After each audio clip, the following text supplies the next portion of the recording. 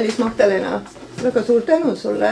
Võtasin selle heade mõtete tooli peal nüüd istet ja selle laulu saatel, mille sa nüüd siin meile ette mängisid, on meil hästi paslik rääkida sellest, mis kool see on, mis salongis sa siin selle ilusa loo ette laulsid ja mida sa täna 15. juulil 2025 sellest koolist ise arvad?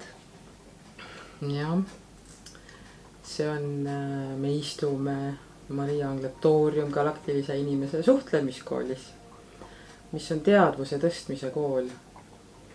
Et täna on möödas 13 aastat sellest, kui ma teiega Facebookis kohtusin. Siis võib-olla sellest koolist niivõrd aru saama, mitte võib-olla, vaid sellist aru saama ei olnud, et mis see ikkagi täpselt on, mis see teadvuse tõstmine ja tõusmine kui selline tähendab. Et see lihtsalt sellisest suhtlemisest algas, seda ma ei taibanud ka kohe. Aga see armastav suhtlemisstiil, see tõmbas kiiresti. No aga nii lihtne see ju ei ole. Ja, no kui sa nüüd kallis selle loo ette mängisid, eks ole, et võib-olla siis kuulajal oli selline tunne, no lastelauluke lihtne.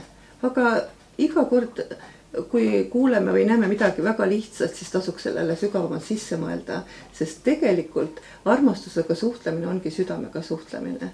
Ja praegusel maa inimesel on, planeet maa inimesel, jah, on ikkagi kestvalt selline arusaam, et no armastus võib olla ainult romantiline või siis armastus on selline paitav ja tingimusi esitamata lähenemine või suhtlemine.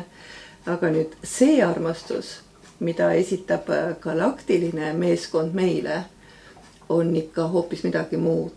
Ja küsimus ongi võib-olla selles, et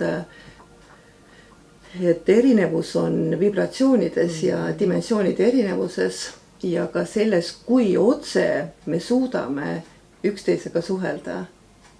Et me võime rääkida kaugelt, me võime rääkida meelitavalt, me võime rääkida läbi lillede, aga niipea kui läheb jutuks, et arengupositsioon on siin, palun hakka kasvama, nii nagu üks endisaegne ema ehk oma lapsi kasvatas teades, et lastel on suur anne ja eesmärk elus. Vaat selle koha peal lähevad meil paljuski väga paljude inimestega suusad risti, sest seda on kerge vääriti mõista.